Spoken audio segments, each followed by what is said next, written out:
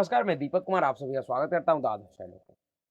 दोस्तों, इस समय बिहार के मुख्यमंत्री नीतीश कुमार का स्थिति बहुत ही असहज हो गया है। दरअसल उनकी पूरे देश में एक ऐसे राजनेता के तौर पे पहचान बन गया है जिसकी राजनीतिक विश्वसनीयता बिल्कुल खत्म हो चुकी है, जिसके ऊपर कोई भरोसा करने को तैयार नहीं है। लेकिन नीतीश कुमार के दिमाग में, नीतीश कुमार के मन में एक ऐसा नशा हो गया है, एक ऐसा वातावरण बन गया है नीतीश कुमार के आसपास कि इनको ऐसा लगता है कि यह देश में 2024 के चुनाव में बहुत बड़ा क्रांति कर देंगे। देश में नरेंद्र मोदी की सरकार को उखाड़ के फेंक देंगे, नरेंद्र मोदी को प्रधानमंत्री बनने से रोक लेंगे। लेकिन इनकी समस्या यह है कि इनके ऊपर कोई भरोसा नहीं कर रहा है। और क्यों नहीं कर रहा है?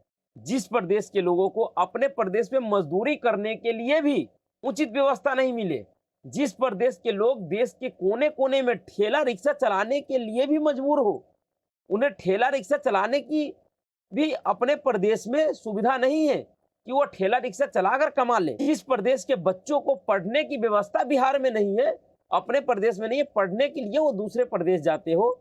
जिस प्रदेश में बिजनेस करने के लिए अच्छा माहौल नहीं है, जिस प्रदेश के लोग बिजनेस करने के लिए भी दूसरे प्रदेश में जाते हो, उस प्रदेश का एक निर्लज्ज मुख्यमंत्री, एक बेशर्म मुख्यमंत्री प्रधानमंत्री बनने के लिए विपक्षी एकता के प्रयास में देश के कोने कोने में हर एक राजनेता के दरवाजे पे दर दर भटक रहा है, उनसे गठबंधन में शामिल होने की भीख मांग रहा है, पर इनको वह भीख भी नहीं मिल पा रहा है। दरअसल नीतीश कुमार की स्थिति ऐसा हो गया है, उन्होंने अपनी राजनीति में एक ऐसा पहचान बना लिया है कि वो कब किसके साथ चले जाए, कब किधर पलटी मार दे, उनका खुद ही भरोसा नहीं है। और ऐसे डिसक्रेडिट व्यक्ति, डिस के ऊपर कौन भरोसा करना चाहेगा? जिसके पास नहीं कोई नैतिक क्रेडिट बचा हुआ है, नहीं कोई राजनीतिक क्रेडिट बचा हुआ है, उसके बातों पे भला कौन भरोसा करेगा और किस लिए करेगा? जिस व्यक्ति ने 17-18 साल कुर्सी पे रहते हुए, सीएम के पद पे रहते हुए अपने प्रदेश को एक कोई खास पहचान नहीं दिला पाया, अपने प्रदेश में कोई बहुत बड़ा बदलाव नहीं कर पाया, अपने प्रदेश में एक ढंग का कानून व्यवस्था नहीं दे पाया, वह व्यक्ति ऐसे ऐसे नेताओं से मिल रहा है विपक्षी एकता में शामिल होने के लिए, जिस नेता का अपने प्रदेश में एक बहुत ही मजबूत स्थिति है, उस प्रदेश के लोग उन पे बहुत अच्छे तरीके से भरोसा करते हैं। वो नीतीश कुमार की तरह दो कौड़ी का नेता नहीं है। दरअसल एक गए थे तो विपक्षी एकता के मुहिम में, जब से यह मुहिम शुरू किए तभी से इनको एक नेता जिसके साथ भी ये जाते हैं विपक्षी एकता की बात कर रहे हैं, वो नेता इनको इनकी राजनीतिक औकात दिखा देती है। ताजा मामला उड़ीसा का, गए तो थे ये उड़ीसा में विपक्षी एकता में बात करने, पर इनको वहां के मुख्यमंत्री ने फ्री का 1.5 एकड़ जमीन भीख में देकर इनके मुंह पे काली पोत दिया। दरअसल इनको खैरात देकर इनकी हैसियत बता दी कि तुम्हारी हैसियत सिर्फ इतनी है उड़ीसा में कि तुम्हें हम खैरात में सिर्फ जमीन देते हैं 1.5 एकड़, जिसमें तुम अपने प्रदेश के लोगों के लिए एक अच्छा सा टेंट वेंट लगवा दो, अच्छा सा व्यवस्था कर दो जहां तुम्हारे प्रदेश के लोग रुके आके। तो इतना कहने के बाद इनको चलता कर दिया। जब इनसे मीडिया वालों ने पूछा कि आप नवीन पटनायक जी से मिलने गए थे विपक्षी एकता पे, क्या बात हुआ? तो इन्होंने मुंह दिखाए तो क्या दिखाए, कहे तो क्या कहे, कुछ तो कहना पड़ेगा भाई, क्योंकि इन्होंने जाने से पहले पूरा माहौल बिहार में ऐसा बना दिया था कि इनको उड़ीसा में जाते ही जैसे उड़ीसा के मुख्यमंत्री सिर्फ नीतीश कुमार के ही इंतजार में बैठे हुए हैं कि किस दिन नीतीश कुमार आएगा और मैं विपक्षी गठबंधन में शामिल हो जाऊंगा, ऐलान कर दूंगा। इतना बड़ा भरम पाल के बैठे हुए थे।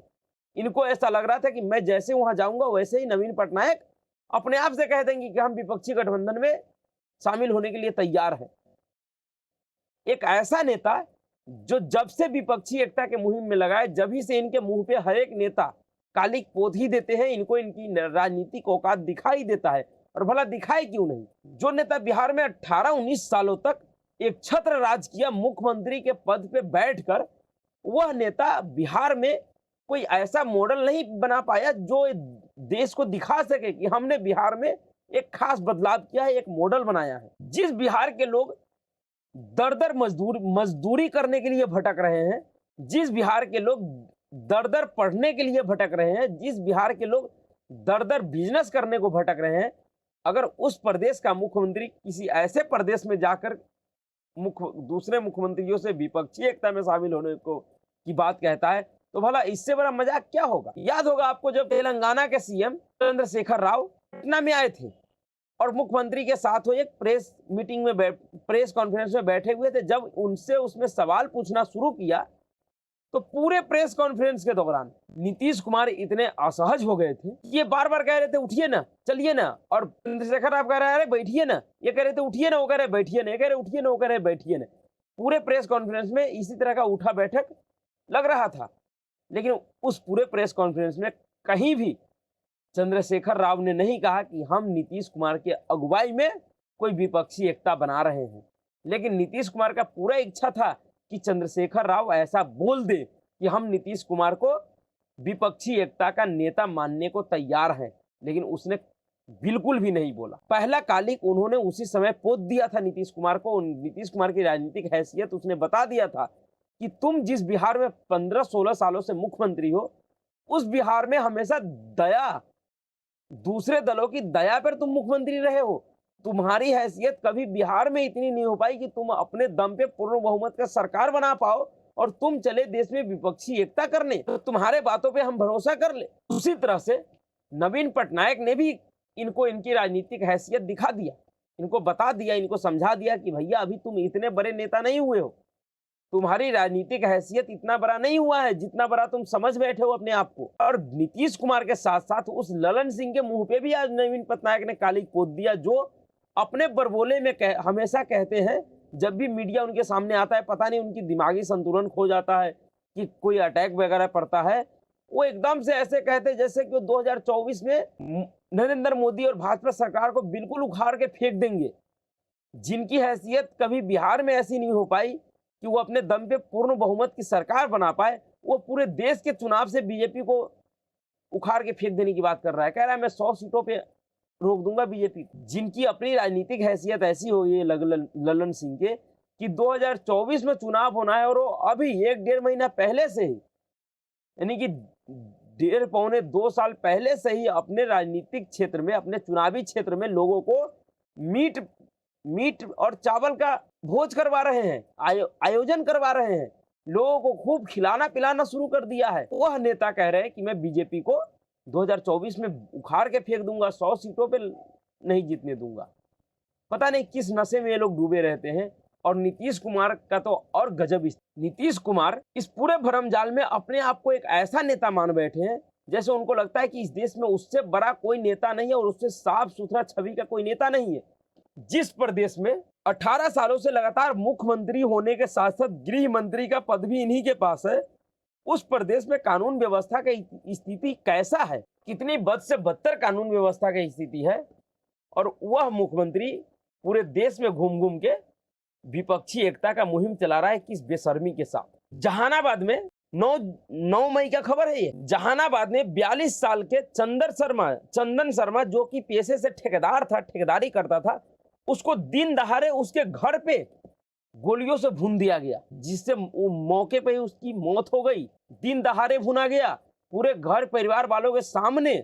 उसके बाद ये भी 9 मई का ही खबर है। दीवान में हथियारों से लैस बदमाशों ने ज्वेलरी के दुकान में घुसकर दुकानदार को बंधक बना लिया दिन दहाड़े और 10 से 15 लाख के जेवरात लूट के ले गए, आराम से चले गए। एक बिहार का इसी बिहार में 29 अप्रैल को एक और खबर आया था कि बक्सर में महिला के घर में बम रखा हुआ था और उस महिला को पता नहीं था। कोई ना कोई तो रखा होगा उस महिला घर का ही व्यक्ति, जब भी तो उसके घर में रखा हुआ था, और वो महिला उस बम को कुछ और समझ के उसे फोड़ने का प्रयास किया और बम ब्लास्ट हो गया। उसके बाद अभी रक्सौल का 7 मई का खबर है, मोतिहारी में मछली मारने के वक्त तालाब में से बच्चे को 4 बम मिला था, जिस बम को खिलौना समझ के खेलते समय बम ब्लास्ट कर गया उसमें से एक बम। उसके बाद ये जो रामनवमी हिंसा हुआ था उससे कुछ दिनों के बाद यानी 24 अप्रैल का ये खबर है, जदयू के पूर्व प्रखंड अध्यक्ष और नेता मंजूर आलम के घर से हथियारों का पूरा जखीरा मिला था, जिसमें 5 जिंदा बम था, 7 देसी कट्टे थे, एक पिस्टल था, एक राइफल था, एक थर्नेट और सैकड़ों राउंड जिंदा कारतूस मिला था। समझिए बिहार में क्या हो रहा है। उससे पहले भी, और यह व्यक्ति सिर्फ प्रखंड अध्यक्ष नहीं है, पूर्व प्रदेश सचिव महासचिव भी रह चुका है जदयू का, ये मंजूर आलम। उससे पहले भी एक 1.5 साल अगस्त का खबर है, 26 अगस्त 2022 का, उस समय भी जदयू के ही एक नेता के घर से बहुत सारे हथियारों का जखीरा मिला था। उस नेता का नाम था कौशलेंद्र कुमार। उसके घर से भी बहुत बड़ी हथियारों का जखीरा मिला था। तो जिस प्रदेश में दिन दहाड़े हत्याएं हो रही हो, बलात्कार हो रहा हो, लूट हो रहा हो, जिस प्रदेश में नेताओं के घर, सत्ताधारी दल के नेताओं के घर से हथियारों का, बम का, बंदूक का, गोली का जखीरा मिल रहा हो, उस प्रदेश का मुख्यमंत्री किस निर्लजता के साथ अपने प्रदेश के कानून व्यवस्था को राम भरोसे छोड़कर पूरे देश में विपक्षी एकता के लिए दर दर भटक रहे हैं, फिर भी उनको कोई कहीं से कोई अच्छी खबर नहीं मिल रही है। अब सुनने में आ रहा है कि 11 तारीख या 12 तारीख को यह महाराष्ट्र के भी शरद पवार से मिलने जाने वाला है। लेकिन मुझे ऐसा नहीं लगता, तो जिस तरह का रिस्पॉन्स नवीन पटनायक ने दिया है, जिस तरह से नवीन पटनायक ने इनको इनकी हैसियत बताई है, उसके बाद मुझे नहीं लग रहा कि नीतीश कुमार इतना हिम्मत जुटा पाएगा कि वो शरद पवार और उद्धव ठाकरे से मुलाकात कर पाएगा। जबकि नीतीश कुमार, शरद पवार और उद्धव ठाकरे, इन तीनों नेताओं में कोई बहुत बड़ा डिफरेंस नहीं है। ये तीनों नेताओं की स्थिति इस समय एक जैसी ही है। इसलिए हो भी सकता है मुलाकात हो भी जाए और ना भी हो। लेकिन नवीन पटनायक ने इनको नीतीश कुमार के विपक्षी एकता के मुहिम को जोरदार झटका दिया है।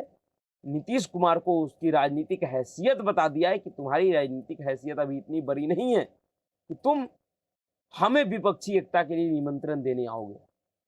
आपसी जान पहचान है, इसी के वजह से आओ, तुम्हारा स्वागत है, लेकिन इस तरह का कोई प्रोपोगेंडा हमारे यहाँ नहीं चलने वाला है, उसने स्पष्ट कह दिया।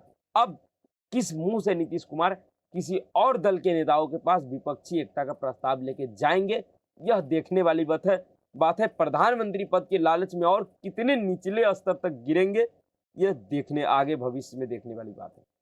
फिलहाल अभी इतना ही। अगर आपको वीडियो अच्छा लगा तो वीडियो को लाइक कीजिए, शेयर कीजिए और चैनल को सब्सक्राइब कीजिए। नमस्कार।